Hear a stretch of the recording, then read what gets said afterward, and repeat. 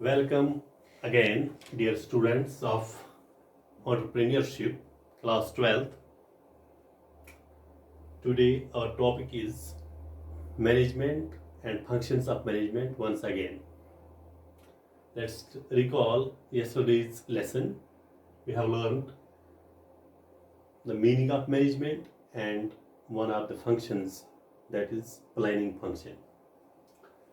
Management के बारे में हमने क्या सीखा या क्या जाना हमने, तो let's recall it.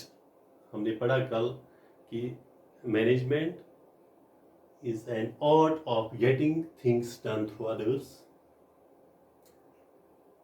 Technique of getting things done through others, और some say it is the process of getting things done through others. That means management applies, directs others to do things. तो उसके बारे में हमने एक और चीज सीखा फिर कि मैनेजमेंट की कुछ फंक्शंस हैं जिनके जरिए से ऑर्गेनाइजेशन या एक फर्म स्मूथली फंक्शन करती है. तो पहली फंक्शन जो हमने पढ़ी वो है प्लानिंग. प्लानिंग में हमने लास्ट लेक्चर में मैंने आपको बताया कि हमें एडवांस में डिसाइड करना होता है व्हाट टू डू,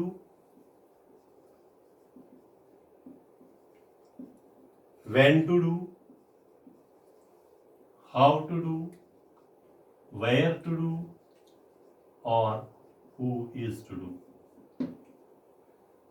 और ये सभी चीज़ें हमें पता चला है अब कि हमें कोई भी काम करना हो उसके लिए हमें जो फर्स्ट फंक्शन ऑफ मैनेजमेंट है वो अप्लाई करनी है, primary function of management, that is planning function.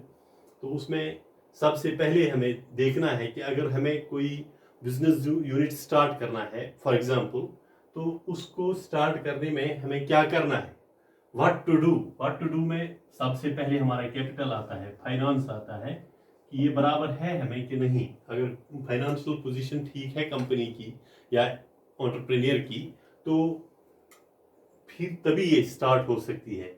तो फिर व्हेन टू डू, यानी कहाँ ये लॉन्च करना है, कहाँ पर ये बिजनेस यूनिट इस्टेब्लिश करना है जो हम नया सा बिजनेस यूनिट स्टार्ट करने जा रहे हैं. हाउ टू डू, इसमें कौन सा तरीका है, कैसे ये स्टार्ट करेंगे, तो वो भी मैनेजमेंट पहले ही डिसाइड करता है. उसके लिए प्लानिंग फंक्शन हमें हेल्प करती है. उसके बाद वेयर टू डू, उसके लिए इन्वायरमेंट ढूंढना है हमें. और ये हाउ टू डू जो है, इसमें इस बारे में एक चीज़ बताऊंगा मैं. इसमें हमें रिसोर्सेज देखने हैं, इसमें हमें आइडेंटिफिकेशन ऑफ रिसोर्सेज और यहाँ पर हमें अपॉर्चुनिटी भी देखनी है. कहाँ पे ये इन्वायरमेंट है वो है वेयर टू डू. अपॉर्चुनिटी कहाँ मिलेगी हमें ज़्यादा से ज़्यादा ये प्रॉफिट्स हासिल करने में या गोल्स अचीव करने में. हु इज टू डू, और इसके लिए right people at right places हमें ये फिक्स करने हैं, रिक्रूट करने हैं कौन कौन ये काम कर सकते हैं. यानी ये प्लानिंग फंक्शन सब कुछ ये उसी के हाथ में, इसी फंक्शन के यही हेल्प करती है हमारी. ये कौन सा काम हमें कब करना है, यानी डिसाइड करने में डिसीजन मेकिंग पावर हमें बनता है इस प्लानिंग फंक्शन से. हम डिसाइड कर सकते हैं एडवांस में कि कहाँ क्या कैसे करना है, कौन करेगा. ये सब चीज़ें इस फंक्शन से हमें हासिल होती हैं, यानी इनकी नॉलेज मिलती है, हमें जानकारी मिलती है प्लानिंग फंक्शन से. और आज हम दूसरी फंक्शन डिस्कस करेंगे, दैट इज ऑर्गेनाइजिंग. ये ऑर्गेनाइजिंग जो है ये सेकंड फंक्शन है इसकी मैनेजमेंट की. After deciding the objectives, management has to find out the resources. यानी पहले जब हमने डिसाइड कर दिया एडवांस में, यानी प्लानिंग का काम हो गया, प्लानिंग फंक्शन ने अपना काम कर दिया. अब मैनेजमेंट को क्या करना है, to find out, to search for the resources. यानी हमें सर्च फॉर रिसोर्सेज के लिए तलाश करना है. हमें तलाश करने हैं इसके रिसोर्सेज कहाँ हैं। अगर हम ये बिजनेस यूनिट को ले जा रहे हैं, इस्टेब्लिश करने जा रहे हैं, कोई प्रोडक्ट लॉन्च करने जा रहे हैं, कोई और कंपनी का ब्रांच खोलने जा रहे हैं, तो उसके लिए रिसोर्सेज हैं हमारे पास, ये तलाश करने हैं फर्स्ट ऑफ ऑल मैनेजमेंट को, यानी ये ऑर्गेनाइजिंग फंक्शन का काम है। ये मैनेजमेंट को डिसाइड करना है कि कहाँ हमारे रिसोर्सेज हैं, ये रिसोर्सेज क्यों हमें तलाश करने हैं। We search for these resources to achieve the goal, यानी ये गोल जो है ये अचीव करना है हमें।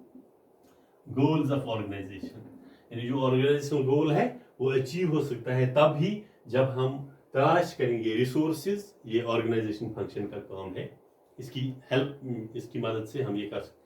ऑर्गेनाइजेशन का असली मतलब, ये ऑर्गेनाइजिंग का मतलब क्या है असली, it means to provide everything to an organisation, यानी ये प्रोवाइड करती है, ये ऑर्गेनाइजिंग फंक्शन जो है ये प्रोवाइड करती है everything to organisation. For example tools, first of all capital, सबसे पहले क्या प्रोवाइड करती है ऑर्गेनाइजिंग, यानी ऑर्गेनाइज जब हम करते हैं तो पहले ऑर्गेनाइज करते हैं हम फाइनेंस, कैपिटल, पहले कैपिटल होना चाहिए, उसके बाद रॉ मटेरियल होना चाहिए, रॉ मटेरियल,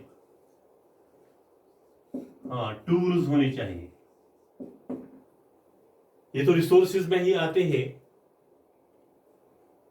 ये हमें इन चीजों की क्यों जरूरत, हाँ टूल्स, इसके अलावा ह्यूमन रिसोर्स भी, मैन पावर, वो भी रिसोर्स, ये रिसोर्स है ना, मैन पावर, ये भी होना चाहिए। क्या क्या होना चाहिए, this organising provides everything to the organisation, that is capital होना चाहिए, फाइनेंस होना चाहिए, फाइनेंशियल पोजीशन अच्छी होनी चाहिए, तभी तो हम बिजनेस यूनिट खोल सकते हैं या इस्टेब्लिश कर सकते हैं। रॉ मटेरियल होना चाहिए, टूल्स होना, मैन पावर होना चाहिए, ऐसी जो ऐसे रिसोर्सेज हैं ये प्रोवाइड करती है ऑर्गेनाइजिंग फंक्शन, इसको, ऑर्गेनाइजेशन को, एंटरप्राइज को। तो उसके बाद क्या है, ये इसकी प्रोसेस जो है ऑर्गेनाइजिंग की, the process of organising, it includes so many things such as, number 1 है आइडेंटिफाइंग द रिसोर्सेज, जो अभी मैंने बोला कि हम रिसोर्सेज की तलाश में होते हैं। Identifying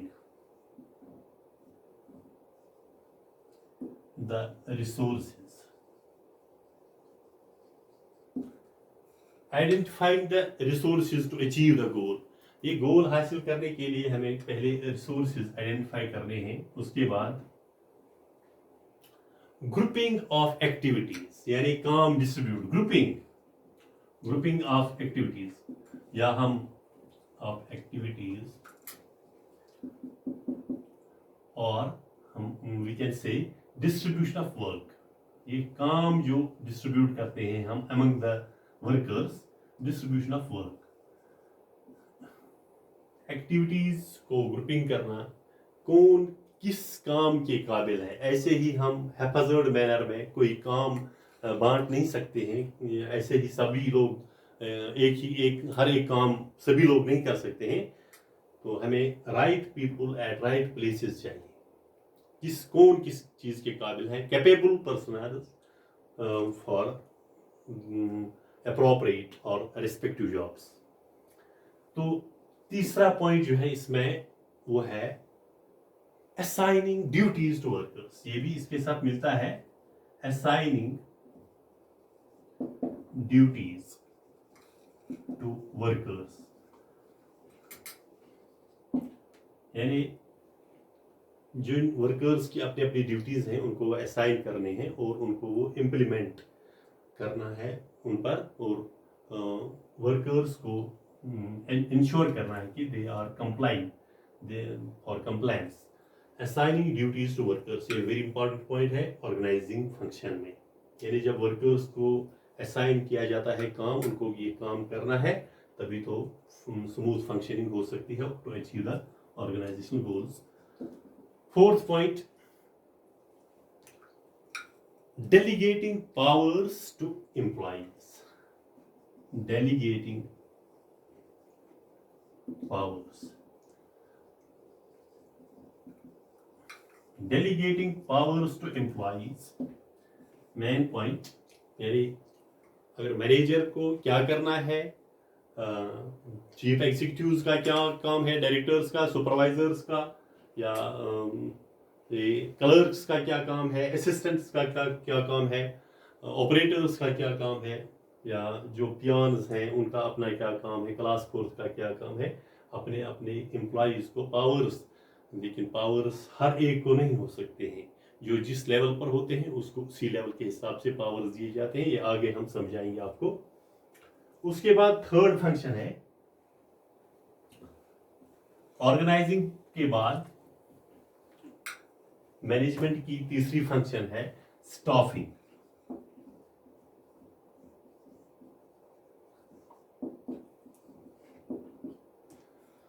This is the very strong function of management. Strong function, powerful function, staffing. क्योंकि जब स्टाफिंग होगी तभी तो सारे काम हो सकते हैं। प्लानिंग ठीक है, ऑर्गेनाइजिंग ठीक है, लेकिन उसके साथ साथ जो स्ट्रॉन्ग पोजीशन है वो इस फंक्शन को हासिल है। This function is concern with human resources. यहाँ पर हमें ह्यूमन रिसोर्सेज की जरूरत है। अभी तक हम टूल्स ढूंढ रहे थे, हम रॉ मटेरियल ढूंढ रहे थे, फाइनेंस ढूंढ रहे थे, लेकिन इस वक्त हमें जो चीज जरूरत है that is human resource and man power.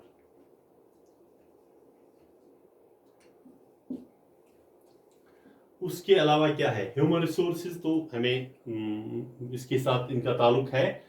It includes और involves the recruitment of recruitment of right people, recruitment of right people, recruitment of right people at right places, यानी कौन किस काम के काबिल है उसको वहां पर ही अपॉइंट किया जाएगा। रिक्रूटमेंट मस्ट है स्टाफिंग में, यानी सबसे पहले हमें ह्यूमन रिसोर्स चाहिए। ह्यूमन रिसोर्स कैसे, जब हम रिक्रूट करेंगे राइट पीपल को, कैपेबल पर्सन्स को, एफिशिएंट मैनेजर्स को हम अपॉइंट करेंगे इस कंपनी में काम करने के लिए, तभी ये जो हमारा प्रोग्राम है जिसके लिए हमने प्लानिंग की है फिर ऑर्गेनाइजिंग की है, ये तभी कामयाब हम हो सकते हैं इसमें। तो हम इस रिक्रूटमेंट जो है इसमें हम थोड़ा सा डीप जाएंगे। ये बोर्ड ऑफ डायरेक्टर्स जो है ये अपॉइंट करते हैं चीफ एग्जीक्यूटिव्स को। बोर्ड ऑफ डायरेक्टर्स यानी हम लिखेंगे इस तरह, board of directors appoint chief executives.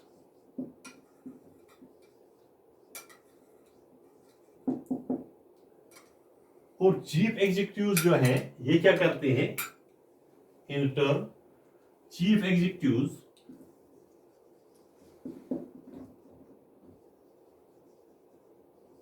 these appoint managers. Board of directors appoint chief executives and chief executives appoint managers. Managers क्या करते हैं, managers का क्या काम है, managers provide training to workers or supervisors. Managers provide training to supervisors. ये recruitment का schedule बना हुआ है यहाँ पर। उसके बाद जो सुपरवाइजर्स हैं वो क्या है, ये सुपरवाइजर्स जो हैं दीज परफॉर्म, ये भी अपना एक काम करता है supervisor. Supervisors perform selection and training of workers. Selection and training of workers. ये ट्रेनिंग तो आप सोचेंगे ये दो बार आ गया। यहां पर training to supervisors, managers training देते हैं सुपरवाइजर्स को और सुपरवाइजर्स ट्रेनिंग देते हैं किनको, वर्कर्स को, और उनकी सिलेक्शन भी सुपरवाइजर्स ही करते हैं। ये चीजें याद रखना, वेरी इंपॉर्टेंट पॉइंट है इसमें, और इसमें स्टाफिंग में ये। और इसके अलावा जो ये स्टाफिंग फंक्शन है ये कुछ in addition to this consists of so many things. Suppose for example manpower planning इसमें एक और पॉइंट है. जब ये सारी चीजें स्टॉपिंग ने कर ही डालें तो अब इसमें मैन पावर प्लानिंग हमें, ये manpower planning that is, ये क्या चीज है? मैन पावर प्लानिंग यानी number of employees in the organisation. Number ही नहीं, नंबर और and quality of employees. Number के साथ साथ क्वालिटी भी.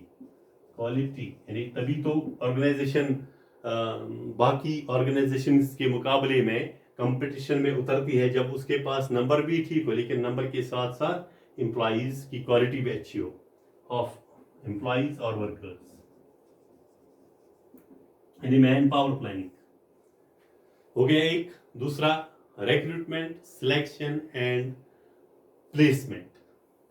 यानी इन शॉर्ट हम रिक्रूटमेंट, सिलेक्शन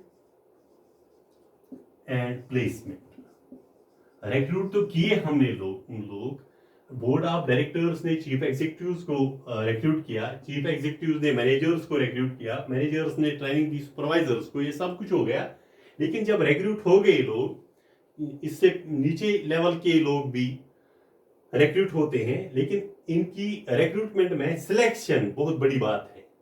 अगर 10 लोग अप्लाई करते हैं एक पोस्ट के लिए, वहां हमें देखना है सबसे ज्यादा कैपेबल कौन है, और फिर उस कैपेबल पर्सनालिटी को, एफिशिएंट पर्सन को, अगर ये मैनेजर बन गया या चीफ एग्जीक्यूटिव बन गया तो उसको कहां पर हम तैनात करेंगे, वहां उसको प्लेसमेंट कहां करेंगे. तो प्लेसमेंट इसमें मस्ट चीज है, ये बहुत इंपॉर्टेंट चीज है यहाँ. रिक्रूटमेंट, सिलेक्शन और प्लेसमेंट. उसके बाद तीसरा, थर्ड थिंग स्टॉपिंग में ट्रेनिंग एंड डेवलपमेंट. ऐसे ही हमने सिलेक्ट किए लोग, रिक्रूट किए, प्लेसमेंट भी की, और अनजाने में ये क्या करेंगे, सबसे पहले उनको ट्रेनिंग दी जाती है. ट्रेनिंग एंड डेवलपमेंट, उनको ट्रेंड किया जाता है. इनकी वजह जिनका काम होगा, यानी मैनेजर्स, अगर ये सुपरवाइजर्स हमने रिक्रूट किए हैं तो मैनेजर्स उनको ट्रेनिंग देंगे.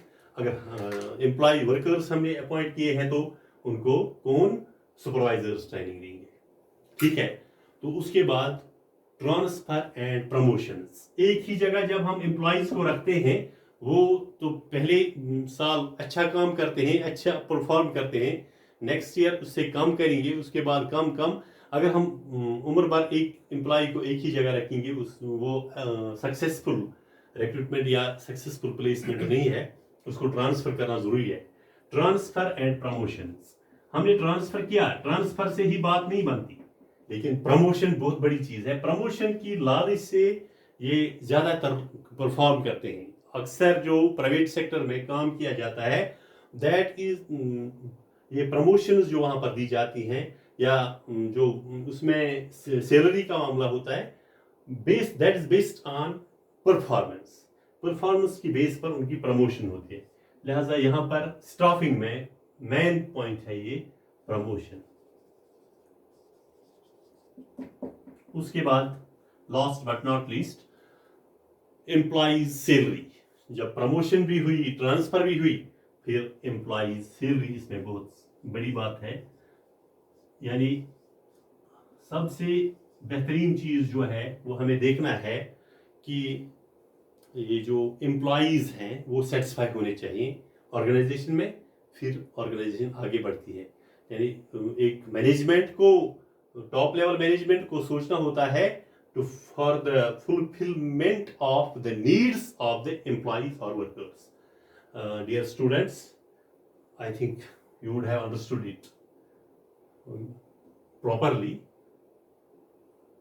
I will discuss another 2 functions in my next lecture. Till then, goodbye. Thank you.